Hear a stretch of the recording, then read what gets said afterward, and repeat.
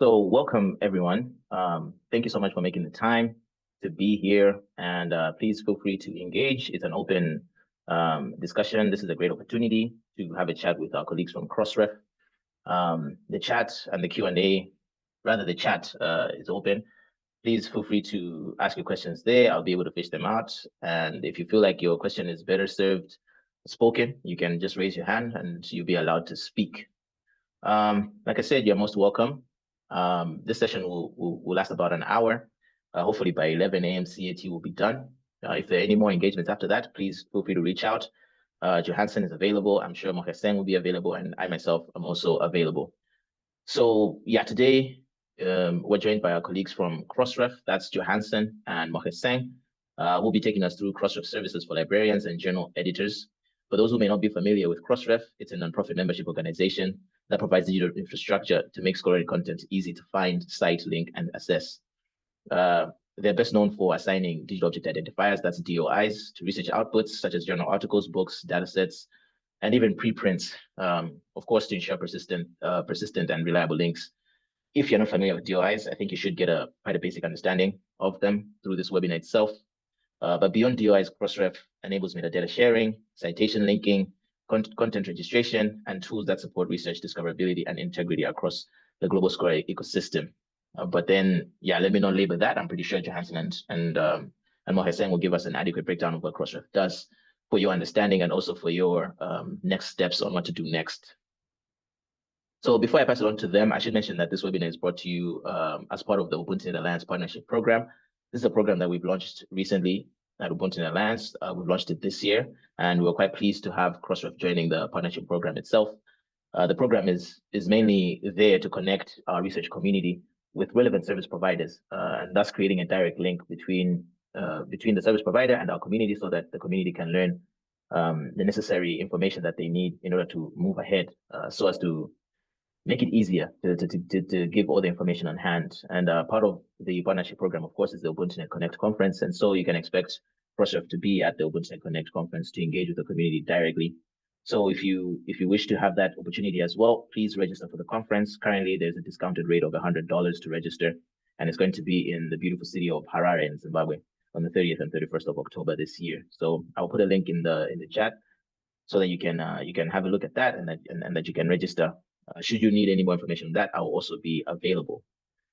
So yes, without further ado, I think I'll pass the opportunity to speak on to the presenters. As I said, they'll introduce themselves and proceed to make their presentations. Feel free to ask your questions and engage in the chat. Thank you so much. Over to you, Johansson and Mohesen. Thank you very much, Harold, and good morning, everyone from here in Kenya. And thank you for taking time to spend part of the morning with us. Shortly we'll be taking you through Crossref services for librarians and journal editors. And right now I just want to introduce myself briefly.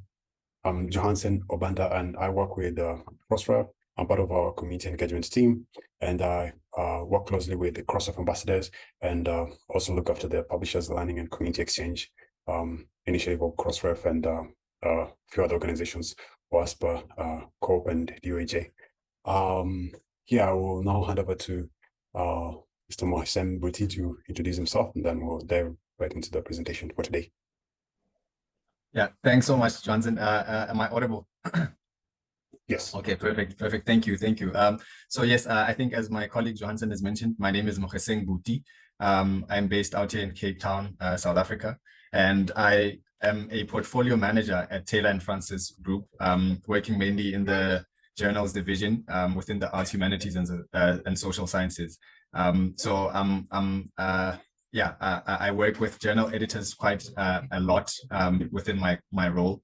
And of course, I'm also a Crossref ambassador. I see myself as a champion for mostly African research, and knowledge production within our region. So I'm really excited to be part of this wonderful event, and looking forward to an engaging time with everyone. Thank you. Thank you, Mohsen. I will just go ahead and share my screen. And also just to let you know that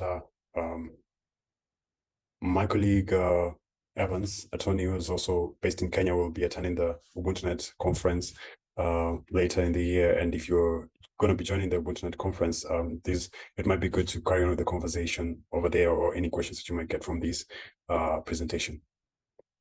Great. So in this session, we're going to cover the basics of Crossref, including who we are and what we do. We'll also discuss the value and use of metadata for content discovery, and we'll cover the process of setting up as an independent member and title transfer process. We'll introduce you to some of the additional services that we offer to our members, and we'll have some time for questions and answers later. And so, as Harold had mentioned, if you have any questions, you can use the Q&A box or the chat box, whichever it is that is easier for you, and we'll be able to answer some of the questions that you pose. Great. So about Crossref, we make research objects easy to find, cite, link, access, and reuse. We're a non-profit membership organization, so organizations that produce any kind of research output are welcome to join Crossref, and we exist to make our scholarly communications better. So at the scale of Crossref in brief, we have over 22,000 organizational members from 160 countries, and more than half of our members are based in Asia, and more than 40% of our members are university or scholar-led, or in general, small organizations. And our ability to support all these, this quite a big membership is made possible by the support of 120 sponsoring organizations who have most of the membership of Crossref joining under. And we also have 50 ambassadors who support in translation and outreach in their local, in their regions, and also in their countries, with Crossref services and supporting their members directly as well. All of our members have so far registered over 163 million open metadata records with DOIs that are resolved, and these DOIs are resolved 1.3 billion times per month, and that is accounts for 94% of all DOI usage globally. And this metadata, it's also accessed by thousands of systems, and we have 2 billion calls to our API every month. So why do organizations join Crossref? Organizations join Crossref to connect content with the global network of online scholarly research. They also want to create a persistent identifier for each object, and they want to improve discoverability of publications through robust metadata. They want to know who is citing their content, and to participate in other collaborative services that we have at Crossref. So I'm going now to hand over to Makisen to talk about the GEM program. So when we look at Crossref, you know, it began about 23 years ago. And, you know, our first members were mainly from the United States and Western Europe. But today the membership has grown and has become more diverse. And, you know, it's grown to more than 19,000 organizations around the world. However, we are not seeing significant membership growth from all regions. And, you know, I think from, you know, in the last several, years, almost half of our members came from Southeastern Asia, Eastern Europe, and Latin America. And some of the highest numbers are from Indonesia, Brazil, Turkey, Colombia, and South Korea, for example.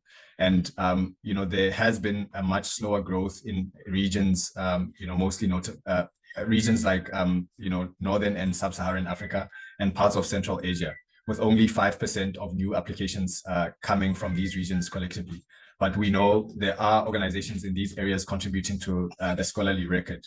And yeah, I think when we look at you know, some of the challenges, it appears that there might be barriers for why not every organization that wishes to become a member is able to do so. So in the past, we had a limited fee assistance program that was in place to waive the content registration fees for members, you know, working under specific partner arrangements. But these programs were actually limited in scope. And so learning from the experiences of those partnerships, we eventually expanded this program to provide greater membership equitability and accessibility to organizations located in least economically advantaged countries. And so this new program now encompasses the annual fee as well as the content registration fees. And eligibility of the program is based on a member's country. So our list of countries is mostly based on the International Development Association list, which uses the World Bank income classifications. So obviously this then I think opens a door of opportunity for organizations that would have otherwise been unable to become part of the community. So we have discussed this with the World Bank, which is also a Crossref member, and they also prioritize the IDA countries in their own strategies for access and other support. The list, does go or undergo an annual review, and countries may be added or removed over time, of course, depending on the change within the country's economic circumstances. And starting in January 2023, organizations based in countries listed in our GEM program, will now be eligible to join Crossref and contribute, with their metadata to scholarly record at no cost, which is obviously quite a significant, move in that regard. And so when we look at the eligible, countries, the overview of membership in Africa from GEM is, as you can see on the screen, these are the countries that, are eligible. And, the reality is there's still many without, any kind of participation. However, over time, more widely, we can see that, more organizations can join under the program. Okay. And I think just in wrapping up this particular section, what does GEM cover? So the GEM program covers the annual membership fees and the content registration fees for all content types. So it does not cover, SimCheck or Metadata Plus, which are other initiatives that Crossref offers. So it doesn't cover those, but GEM eligible members are able to add these additional services to their accounts. However, there is a fee associated with them. And Similarity Check is also a service which I believe many of you would know. It's a service we run in partnership with Turnitin. And members pay an annual administrative fee of roughly $55, as well as document checking fees. And for members, we do waive the fee for the first 100 documents checked. And then thereafter, there's a fee of $0.75 US per document. And all of our metadata is freely available with our search tools and API. But there is a fee for our premium Metadata Plus service, which offers combined machine access to all available metadata in these file formats, XML and JSON formats, with some additional features. And for most people, the free search tools are usually sufficient. So yeah, I think I'll pause here, and Johansson will continue with the next part of the presentation. Thank you very much, Martin. Great. I'll now move on to the value and use of metadata. So in this section, I'll show you the potential metadata discovery using our tools. And also part of it, I'll also talk about the API, but most importantly, I want to talk about the possibility that the community has to interact with a vast network of relationships that we call the research nexus, which is a rich and reusable network of relationships, a scholarly record that the global community can build on forever for the benefit of society. And this network is made possible by metadata.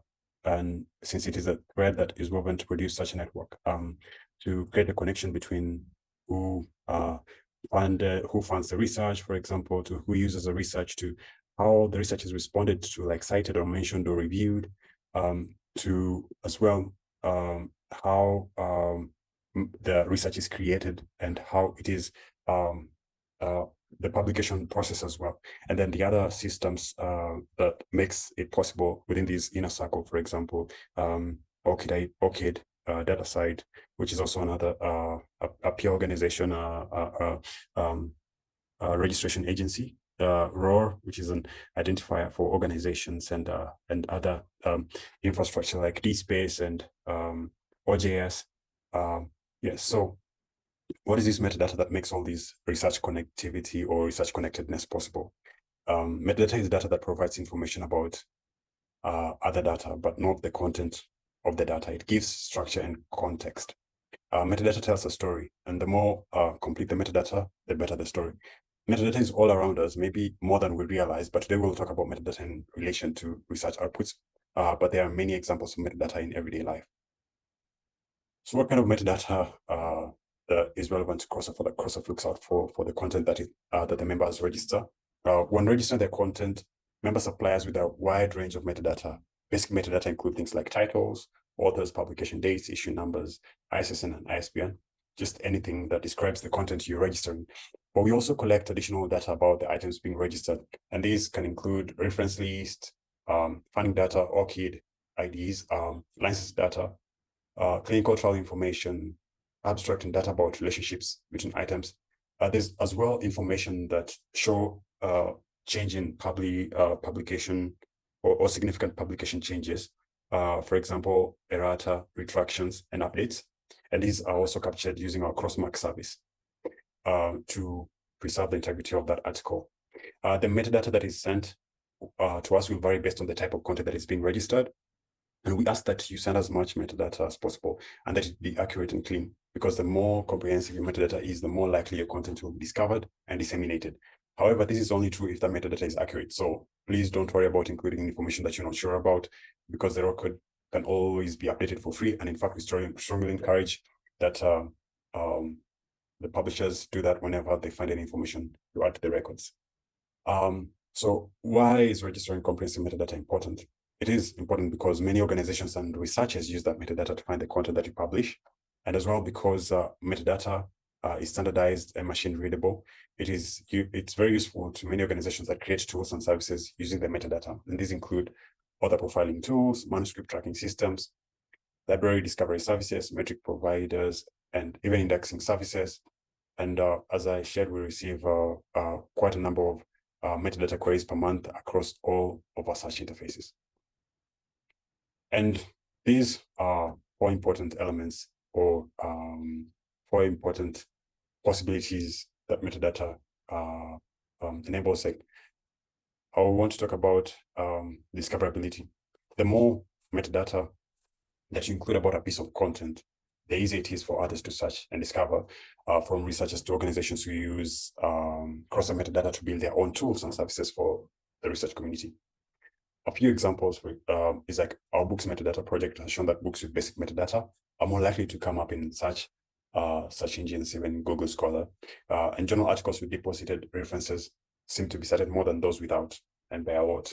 And so if you're using Crossref and you not including as much metadata as possible, you are not leveraging your membership or your usage of Crossref, and that would work to your disadvantage. So it's better to include as much metadata as possible, since different tools use that metadata to make your content more discoverable.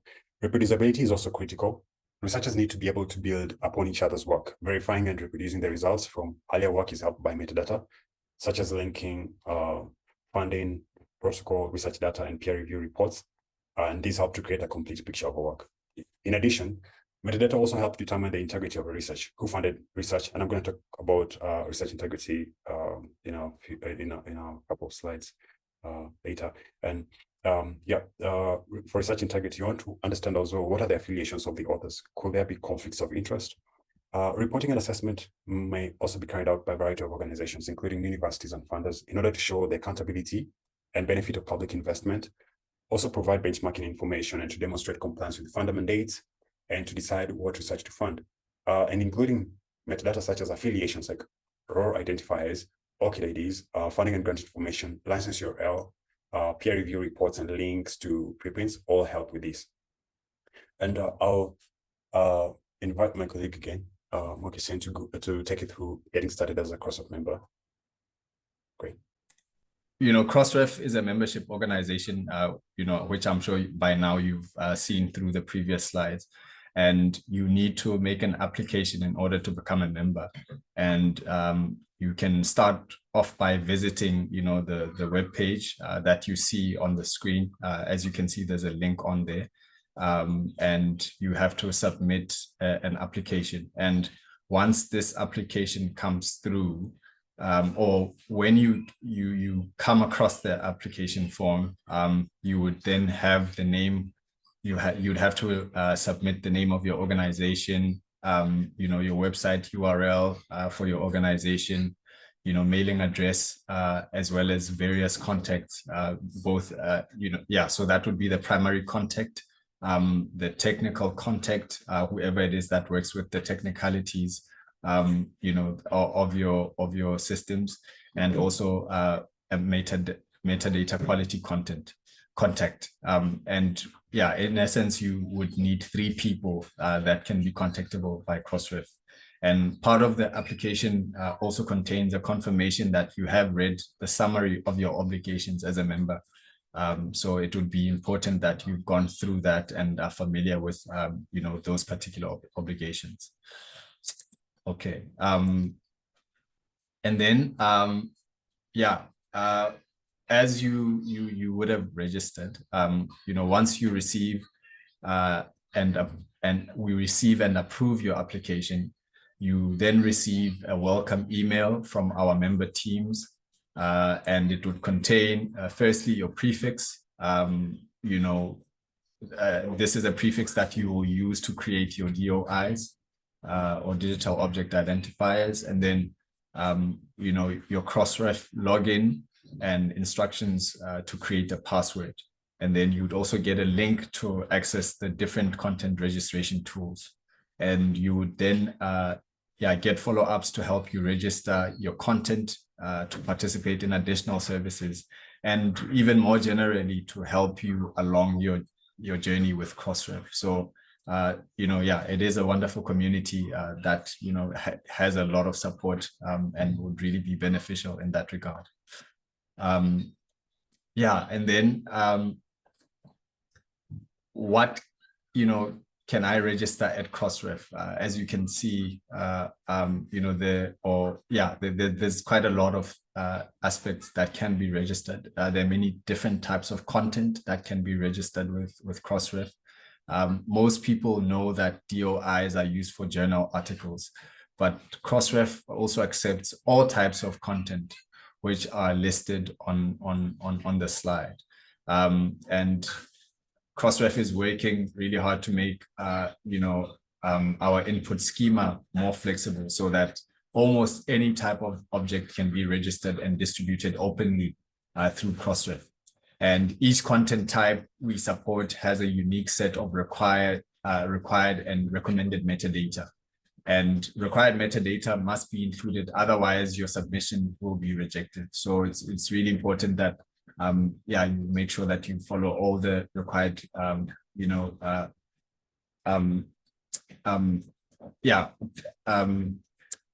the required information, and make sure that you submit a comprehensive information.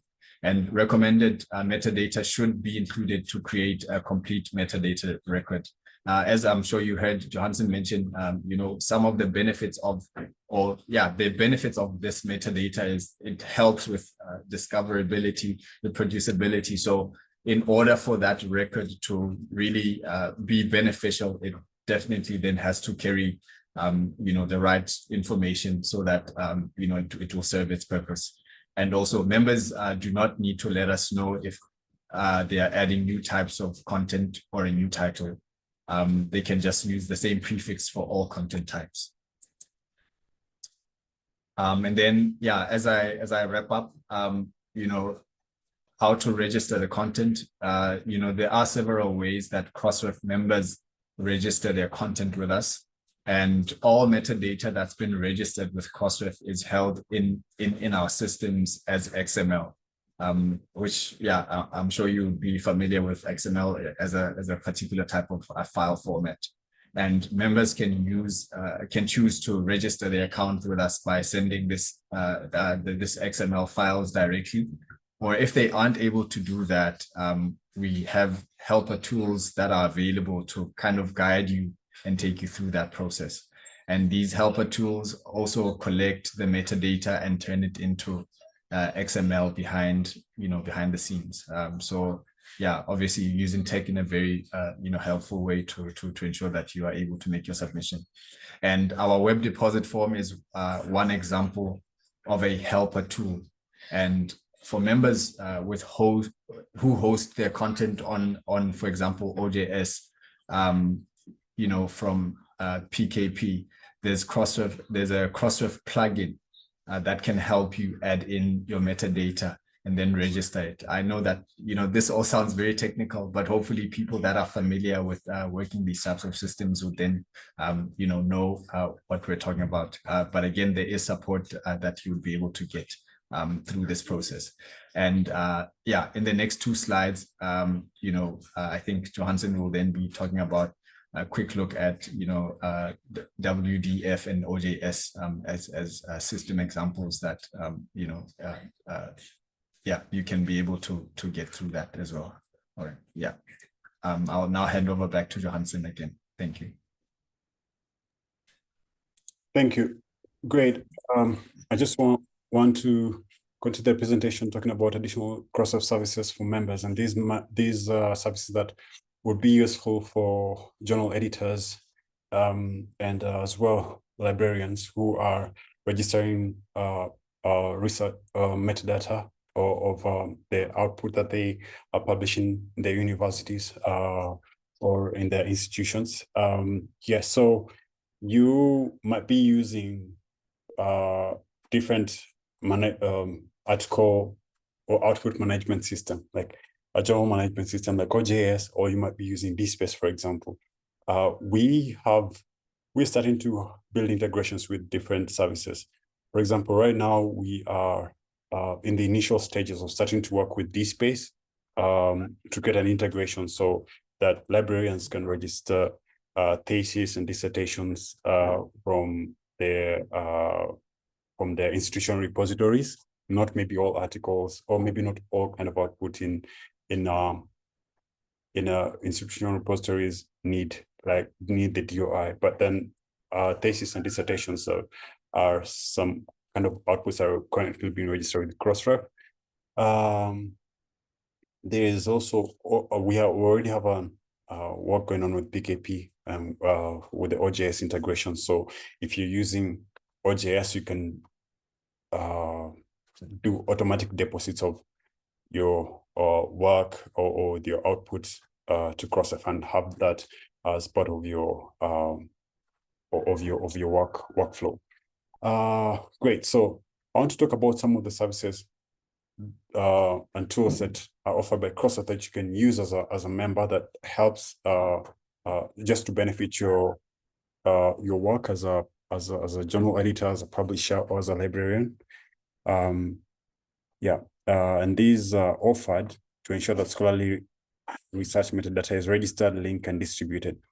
We process the metadata that is registered by our members with us so that connections can be made between publications, people, organizations, and other associated outputs. We preserve these metadata and also make it available across a range of interfaces and formats so that the community can use it and build tools with it. We know that editorial decisions have the power to influence what research is communicated and how. So Crossref has several tools that assist editors with demonstrating your editorial integrity by helping you assess a paper's originality and properly label and connect updates, corrections, and retractions. As an editor, ensuring the quality and integrity of what you publish is one of your key concerns. There are several ways in which metadata that is deposited with Crossref can play a key role here. For example, funders are joining Crossref to register their grants so that they can more easily and accurately track the output connected to the research that they support. These grant records connect full funding information, including the funder, the funding amounts, and funding type to the research outputs. Metadata records also identify who contributed to a particular work, where the content lives, where you can find it, what are the author's affiliations. All this information, when openly available, can act as signals of trust for any particular published output and contribute to the cause of research integrity. Crossref also provides a similarity check service, which gives members a tool to help editors and publishers ensure that work is original by checking it against the growing database of academic publications and general web content. This tool, however, is not Crossref's own tool, because it is by Authenticate Turnitin, and so there's additional fees to using this. But for other editors, for editors using Crossref services, it's encouraged to use all the full range of services that are available to you at Crossref. So our similarity check service helps Crossref members prevent scholarly and professional plagiarism by providing immediate feedback regarding a manuscript similarity to published academic and general web content through this reduced rate access to the Authenticate text plagiarism software from Turnitin. Similarity check allows editors to upload a paper and instantly produces a report highlighting potential matches and indicating if and how the paper overlaps with other work. The report enables editors to assess the originality and the work before they publish it, and provides confidence for publishers and authors and evidence of trust for readers. Another Crossref service that is very intricately linked with the research integrity is Crossmark. Even with thorough processes in place, changes happen to our work, such as journal article after it has been published, which may affect how it should be interpreted or credited. Perhaps some supplementary information has been added, or the work needs to be corrected or retracted. It's important that your readers know these changes have happened to research they want to read or cite. And the similarity check ribbon is going through a revamp or an improvement just to help people to identify and to easily implement, as well for editors to easily implement it on their websites and on PDFs. So it provides a way to communicate the changes in a standard way across publishers so that researchers don't miss it, even on a PDF, and also gives you a way to showcase additional publication information like funding, license, and peer review details. The Crossmark button gives readers quick and easy access to current status of an item of content, including any corrections, retractions, or updates to that record. With one click, you can see if content has changed and access valuable additional metadata provided by the members, such as key publication dates, plagiarism, screening status, and information about license, handling editors, and peer review. Apart from aiding with the research integrity, another benefit of using Crossref services is that they maximize the discoverability of the content you publish. Reference linking, for example, is a service that enables researchers to follow a link from the reference list of a published work to the landing page of a reference document, helping them to make connections and discover new things. Reference linking means including Crossref DOIs, which are displayed as URLs in the reference list that you provide in your own published work. And this enables researchers to follow a link from a reference list to the current landing page for that reference work. And because it is a DOI rather than just a link, it will remain persistent. You can encourage your authors to add DOIs to reference lists of the papers they submit to you, and we have tools to help with that. And when readers are able to follow a DOI link from the reference list of a published work to the current landing page of a reference work, it builds a network of links that enhances scholarly communications on the web, and works become more discoverable, and readers are led to the resources that they are looking for. Other things that will help your content get discovered include collecting information who funded the research behind the content you're publishing, and the ORCID IDs of your authors, so that it can be found by readers searching on those criteria too. Abstract and references are distributed to our metadata subscribers and users and help make content more discoverable. And if you collect that information, make sure it's being deposited with Crossref so that it can be used. Metadata also helps with the reproducibility.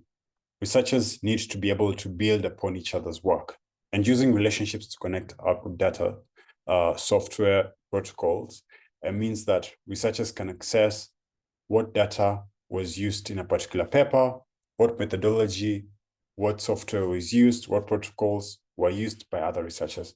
And this helps to create a complete picture of our work and allows researchers to reproduce and build upon the work of others. Reporting and assessment may be carried out by a variety of organizations, including universities and funders, in order to show accountability and benefit of public investment as well provide benchmarking information, demonstrate compliance with funder mandates, and decide what research to fund. So including metadata such as affiliations or ROR identifiers help to identify which institutions are associated with which piece of research funding, and grant information. It also tells you who funded what, relationships or relations help in identification of the connected outputs. ORCID IDs, funding and grant information, license URL, peer review reports, and links to preprint all help with this assessment. The other service, or all closed by this service, is cited by. This is the last Crossref service of interest I want to share with you, and it will be of benefit to editors. So researchers cite the work of other people to support the material they have used when writing their articles. It helps to be able to see which articles are citing an article that you are reading, because it helps you to understand how the researchers continue to develop their ideas. This is the main function of cited by. It shows the number of citations and link to the publications that cite the article. Cited by allows members to show authors and readers that other Crossref content has cited their content. Members may request this information from Crossref and then display it on their website in whatever format that they like. And since Crossref metadata is openly available, these free tools allow you to enter information about a piece of content, such as title, author, DOI, journal name, ORCID ID, ISSN, and we'll show you what we have in our database. We also have a dedicated search interface for funding information. You can enter the name of a funding organization, and the results will show all the content that organization contains in their metadata. And if you have if you're adding funder details to your Crossref deposits, their content will appear in the search results. So you can search for search.crossref.org, and you can search your name or name of an author you know, or a DOI or ORCID ID, and then you'll find metadata about that piece of. You find additional information from our database that will lead you maybe to our content. And as well for funders as well, you can search for a funder in this particular link. So participation reports. This is a tool that allows you to visualize the metadata that is available via our free REST API. You can start typing the name of a member under Find a Member. And this is going through a UI upgrade right now. It's going to look a little bit different from this screenshot here, since it's going through a change. A list of member names will appear for you to select from. Behind the scenes, our REST API will pull together a report and output it in a clear visual way. The report shows what percentage of that member's metadata record include 11 key metadata elements, some of which are references, affiliations, abstracts, ORCID IDs. And as a member, you can use participation reports to see yourself where the gaps in your organization's metadata are, and perhaps compare your performance to others. Participation reports are free and open to everyone. So you can, if you go to www.crossref.org/members/prep, you'll find this tool. And if you're a member of Crossref, you will start typing the name of your institution or your organization, and it will auto-populate, and you collect the, you click on the respective name, and then you will see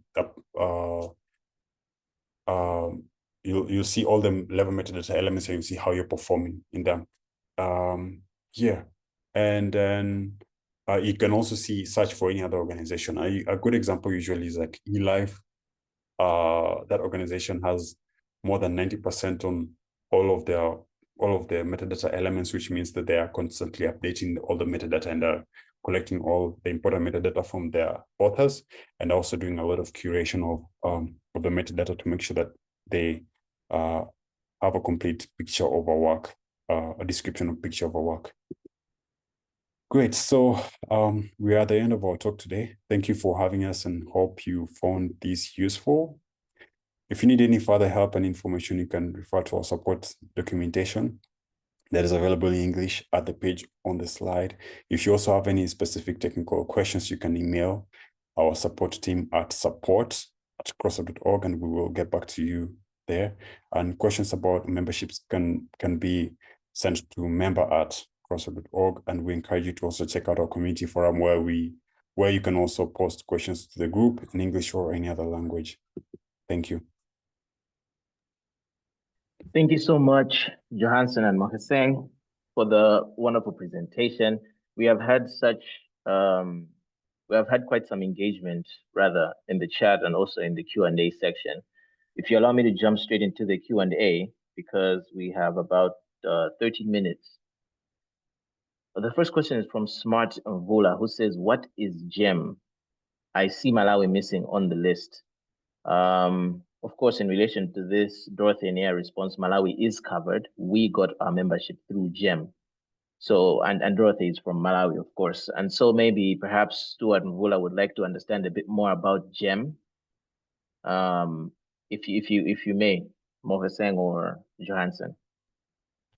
Yeah, I can maybe answer this one, and maybe Johansson can jump in if I miss out anything. But GEM is the Global Equitable Program, and it's essentially an initiative or a program that I think really helps ensure that equitability is achieved through membership, therefore making it accessible to institutions that would have otherwise not been able to afford the service. So I think in a nutshell, it's really just there to help reach out to organizations that would want to be part, but were initially not able to join because they couldn't afford the fees to join. But yeah, I think Johansson, if you feel there's anything else to add. Great, thank you, Mohseng. Yeah, that is, you covered it quite well. So we have you can call it like a fee assistance program or like a waived membership, just to allow for everyone to be able to contribute to the Global Scholarly Record, because that's the benefit of open scholarship. And as well, right now we also have a reduced membership fee tier. For example, the basic membership fee tier was $275 for organizations that have a revenue of $0 to $1 million US. And right now we have a $200 membership tier for organizations that have a revenue of $0 to $1,000 US revenue. So if your organization is not in the GEM program, which we listed up there, and you can join Crossref as with at that tier for right now, $0 to $1,000 US. Above that, it's $275 US, and then $550 US as well as the next tier of $1 million US revenue. As well, organizations can join through a sponsor, for example, because a sponsor pays one membership fee for all the members, so all the members don't have to pay new membership fees. So, for example, there was a question from a consortium in Ethiopia, is it? Yes. So we have library associations as well. Like in Kenya, we have a CLISC, which is a Kenya Library and Information Consortia that join as a sponsor, pays one membership fee depending on the revenue of the revenue of that consortia, and then publishing revenue, basically not the whole revenue, the publishing revenue of the consortia, and then the other members will join, and then they will just need to the cost will just be the DOI registration fees, which is at $1 US per DOI or per output being registered.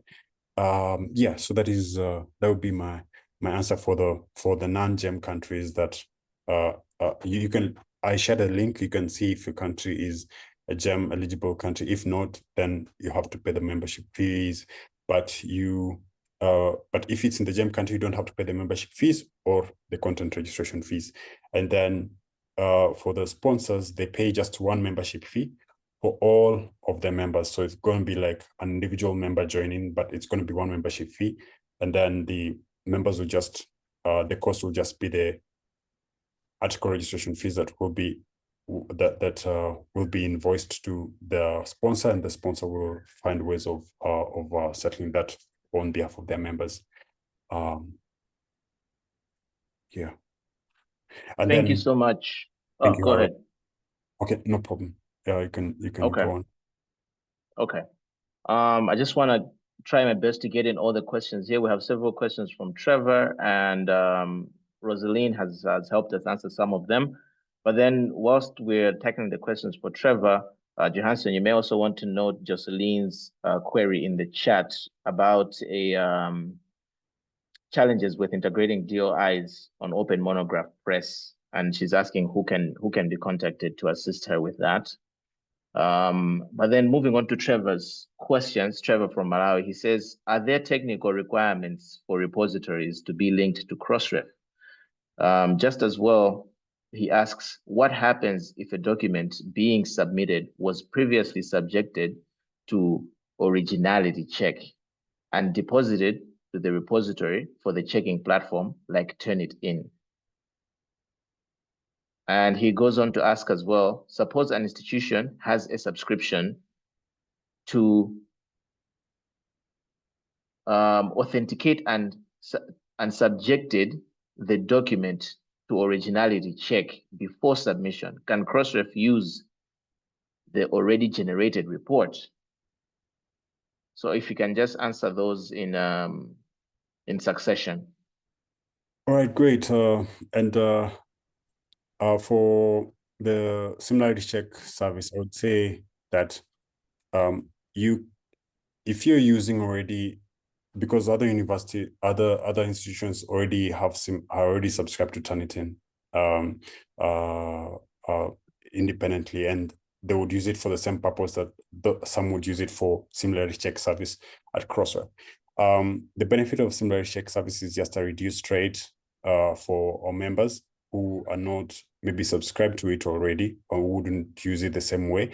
And for similarity check, it will be based on the articles that the articles that you want to publish.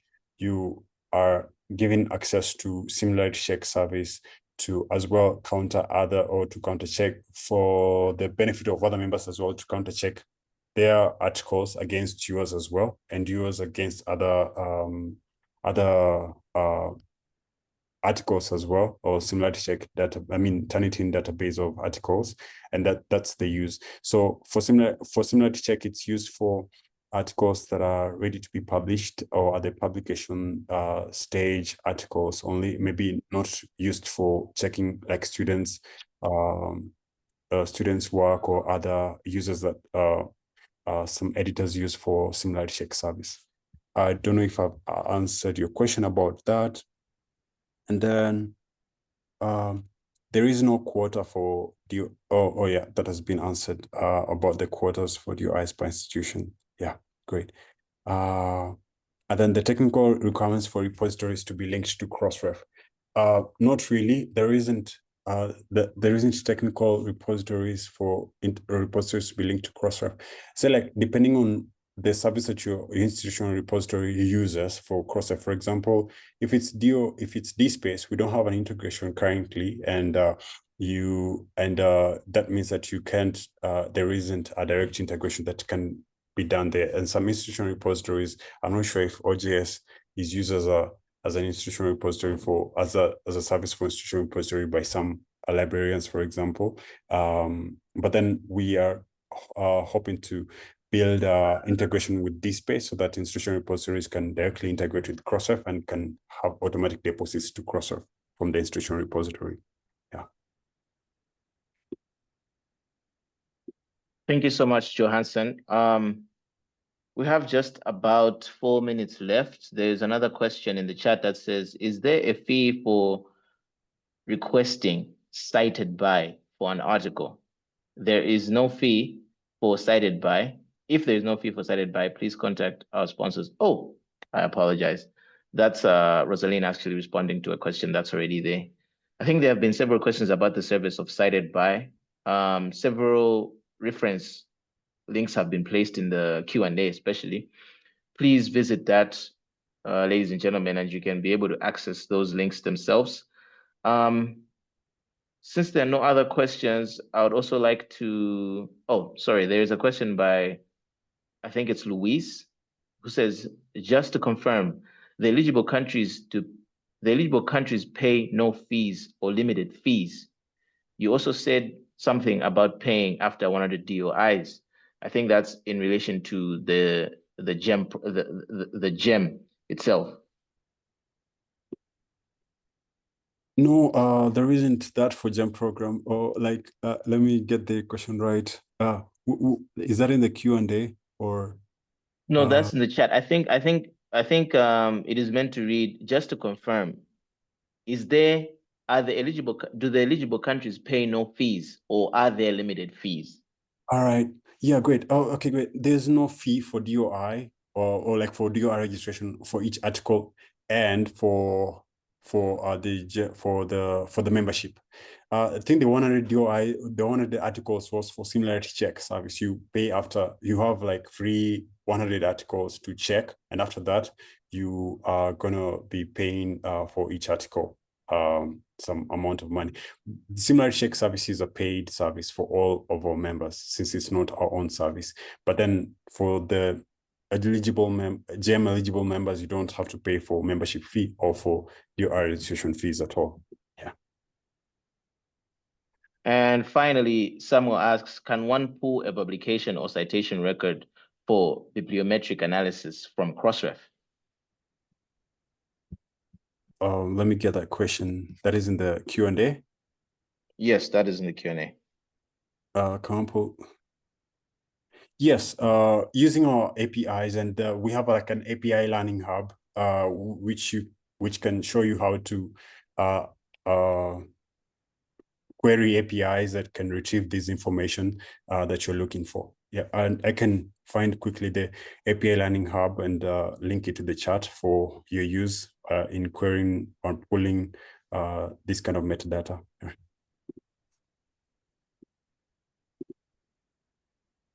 All right. I think with respects to time, we have to be winding down now. This has been quite the engaging webinar, and the feedback is also quite encouraging from the chat. We've had several questions and we've had several materials shared.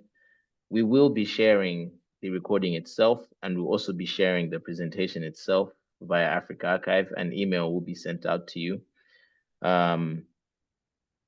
And so please feel free to engage with that content. Like I said, we are all available for more information, and also there will be an article published on this on the UbuntuNet Alliance website, which will contain all the necessary links that you may want to keep hold of if you wish to get more information. Finally, as was indicated in the introduction, this webinar by Crossref is brought to you as part of the UbuntuNet Alliance Partnership Program, which was launched earlier this year, aimed at linking our research and education community with relevant service providers such as Crossref, so that you can learn all the information that you need, such as that was shared in this webinar. You are free to learn more about the partnership program, and also you can reach out if your organization would like to be part of the partnership program via info@ubuntunet.net. This will also be shared in the other communications that will come after this. I'd like to say thank you so much to Moheseng and also to Johansson and also to Rosaline in the chat, who really helped us with some resources as we had this webinar. Until the next webinar and until UbuntuNet Connect 2025, where we hope to see most of you, all the best, and thank you so much for attending.